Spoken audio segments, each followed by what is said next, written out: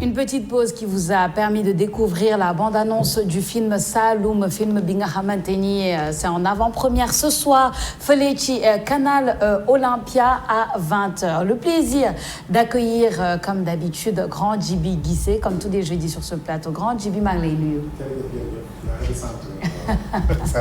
Merci, merci. Ça va? Un plaisir. Tout va bien, comme d'habitude. De se retrouver, ouais. De cultiver donc autour de l'art. Oui. Super, un plaisir. L'art et la culture et aujourd'hui le cinéma au rendez-vous Grand Djiby. Accent invité Binga Hamantini Modi Ndiaga Mbo, un des acteurs phares de cette production Saloum. Ndiaga ñu ngi lay nuyu bu baax a baax. maa ngi leen di fay Safia. Alors Ndiaga, bienvenue sur le plateau. On espère que on a vu cette magnifique bande-annonce Grand Djiby.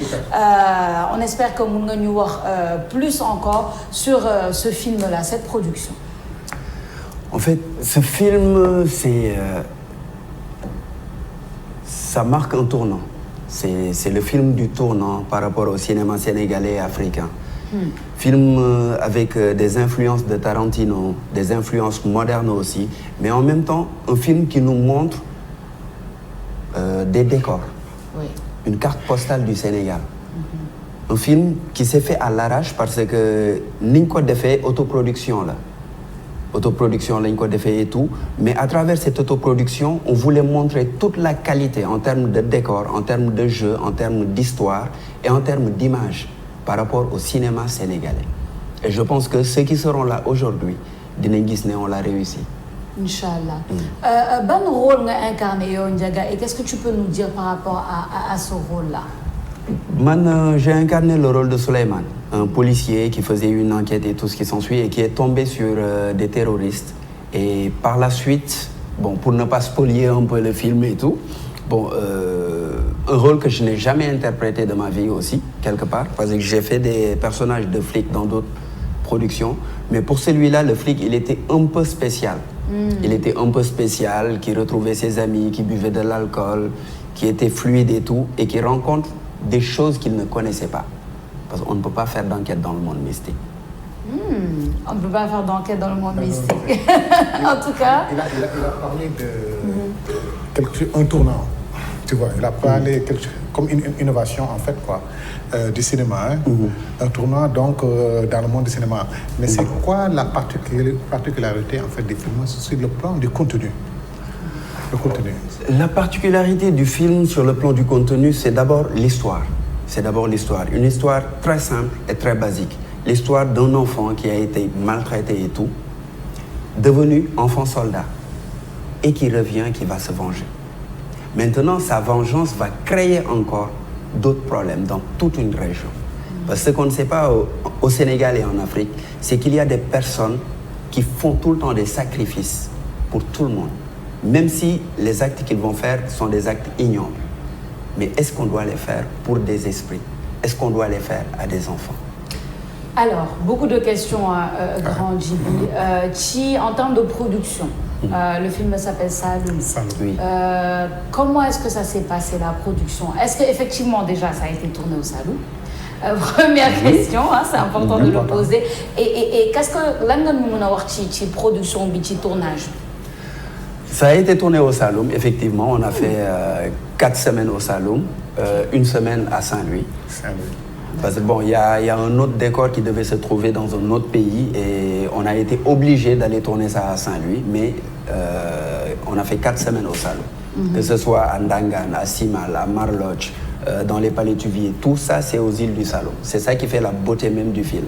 Maintenant, concernant la production, c'est une autoproduction de la boîte de production Lacmé.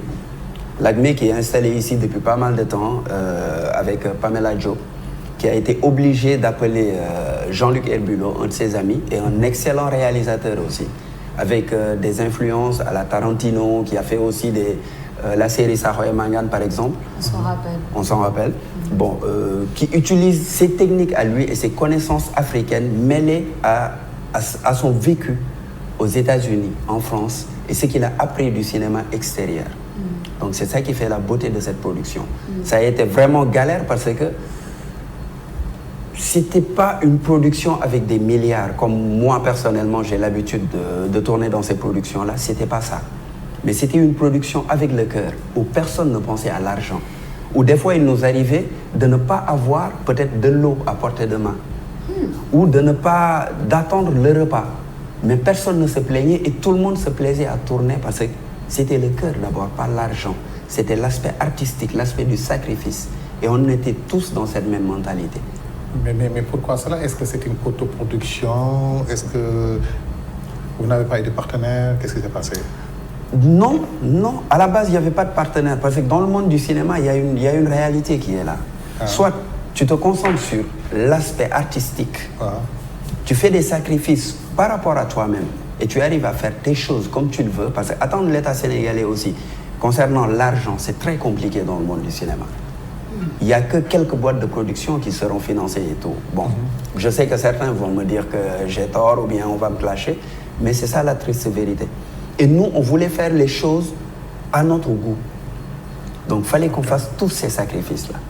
Ouais, c'est important. Alors, Grand Djiby, Ndiaga mu ngi génne benn réalité bi nga xamante ni am na fii ci Sénégal ci le monde du cinéma et pas seulement au Sénégal, je dirais en Afrique. Le cinéma africain souffre beaucoup de ça. Beaucoup, ouais. Bon, souvent on parle de sacrifice, on parle de se concentrer sur l'art, on parle de voilà ñun malgré les conditions dañuy dem par passion, dañuy dem par amour pour le cinéma. Mais est-ce que noonu la war a demee Grand Djiby Guissé? Moi, c'est ce que je me pose comme question. Comment soulever le cinéma africain pour ne plus que le cinéma africain souffre de ce genre de problème? Parce que Majini Madiap warul am, ça a été le combat de beaucoup de prédécesseurs, ça a été le combat de beaucoup de personnes passionnées. Moi, j'ai ce legs-là personnellement, comme vous pouvez l'imaginer, passionné de cinéma sénégalais, de cinéma africain. Bien maintenant, cinéma sénégalais mën taxaw, mën solide, d'une manière que nos artistes ne souffrent pas de ce genre de problème-là. En fait, la réponse, c'est ces types de projets-là. Ce sont ces types de projets-là. C'est-à-dire avoir le courage d'entamer des projets qui vont être diffusés en Afrique d'abord. Parce que notre problématique, c'est ça. Tous nos films vont à l'étranger parce que l'argent vient de l'étranger. Nos États ne peuvent pas donner assez d'argent pour faire un film. Parce que le budget normal pour un long métrage, ce n'est pas 300 millions, ce n'est pas 500 millions, c'est 1 milliard et plus. Il faut qu'on les trouve. Maintenant, nous, on se sacrifie pour faire ce film-là et avoir ce réseau de distribution.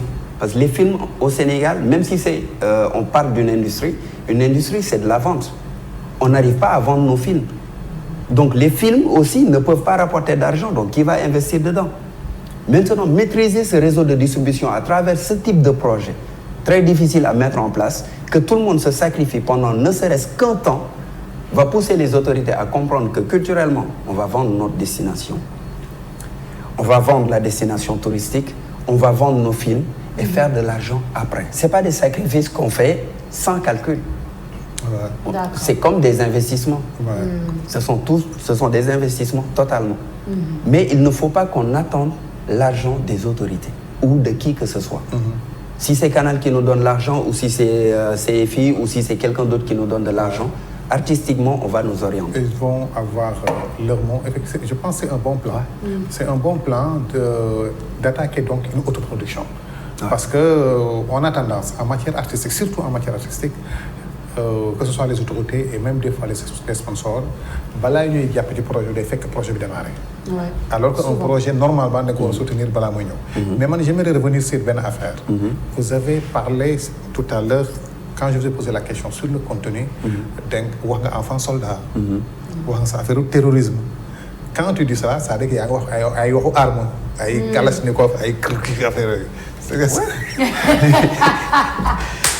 Non, ça aide. Ça aide. Affaire mu ngi ci biir ay armes yi pour. Non, mu ngi ci biir bu baax parce que en fait cinéma d'action aujourd'hui boo ko dee def il faut loolu nekk ci biir. Film d'action la quoi. Et la jeunesse elle vit ça.